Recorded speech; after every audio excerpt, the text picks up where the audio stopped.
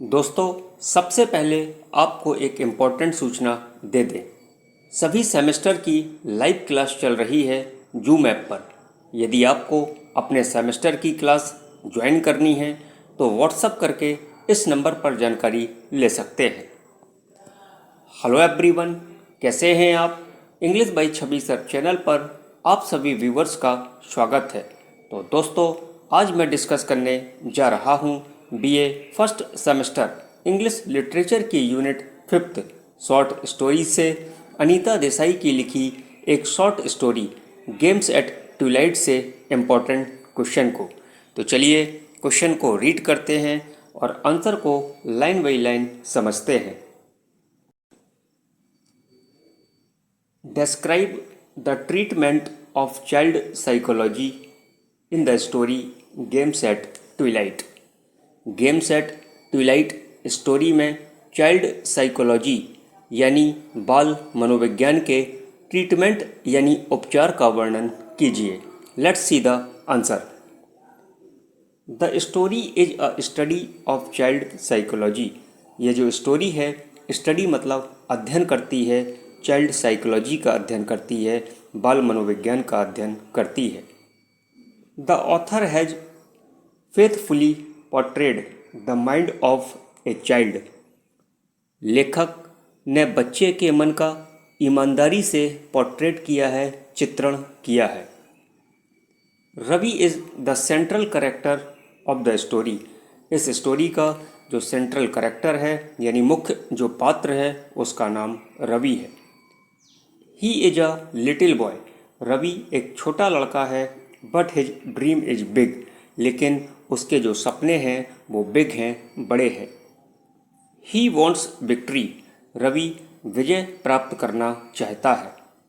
He wants to feel important in his little world.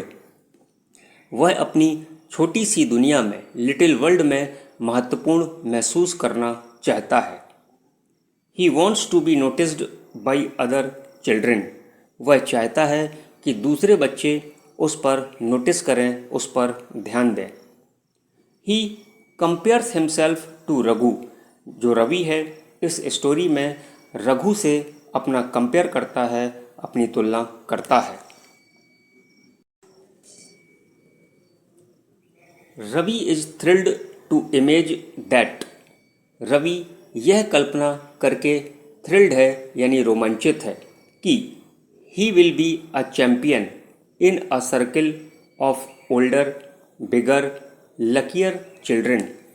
कि वह पुराने, बड़े और लकियर भाग्यशाली बच्चों के सर्किल में यानी समूह में चैम्पियन बनेगा।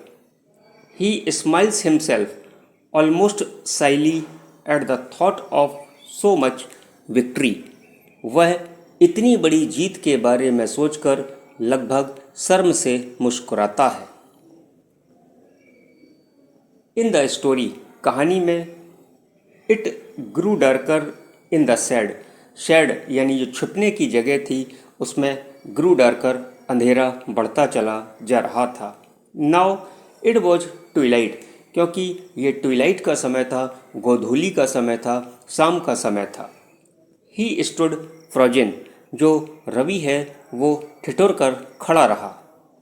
Then he started trembling with fear. बाद में ट्रेम्बलिंग विथ फियर, डर से वो कांपना उसने शुरू कर दिया। The shade was like a grave. क्योंकि जो शेड था, जो छिपने की जगह थी, लाइक अ ग्रेव एक कब्र के जैसे थी। ही वॉज फीलिंग मफल्ड। जो रवि था वो उदास महसूस कर रहा था, मफल्ड महसूस कर रहा था। But he stayed there for long. लेकिन रवि वहाँ काफ़ी देर तक रुका रहा। His desire for victory. उसकी जीतने की जो डिजायर थी यानी जो उसकी इच्छा थी, वॉज सो डीप, वो इतनी गहरी थी कि he was ready any suffering, कि वो किसी भी समस्या का सामना करने के लिए रेडी था, तैयार था। In spite of great fear, महान डर के कारण, ही स्टेड देयर, रवि वहाँ पर रुका रहा। लाइक ए चाइल्ड, एक बच्चे के जैसे, he was feeling scared in the dark. उसे अंधेरे में डर लग रहा था। But like a grown up, लेकिन एक बड़े बच्चे के रूप में, he was determined to win the game.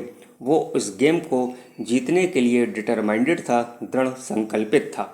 And established his superiority, और अपनी सुपीरियोरिटी का मतलब श्रेष्ठता को, एस्टाब्लिश्ड मतलब स्थापित करना चाहता था, टू अदर चिल्ड्रन, दूसरे बच्चों के लिए। At the end of the story, कहानी के अंत में होता क्या है? He feels insignificant and lonely. जो रवि है वो इनसिग्निफिकेंट यानी महत्वहीन, और लोनली मतलब अकेला महसूस करता है। He can not bear the ignominy of his insignificance. वह अपनी तुच्छता का अपमान सहन नहीं कर सकता। He is utterly silent now. इसलिए जो रवि है अब बिल्कुल से खामोश हो गया था। तो दोस्तों, ये था आपका क्वेश्चन। आपको कैसा लगा कमेंट्स करके ज़रूर बताएं। और यदि चैनल पर आप नए हैं तो English by Chhavi sir channel को सब्सक्राइब करें। वीडियो को लाइक करना बिल्कुल भी ना भूलें। तो मिलते हैं आपसे नेक्स्ट वीडियो में। तो आप खुश रहिए, मस्त रहिए, और जहाँ रहिए प्रसन्न रहिए। और हाँ, आप अपना और साथ साथ अपनों का भी ख्याल रखिए। Thank you for watching English by Chhavi sir channel.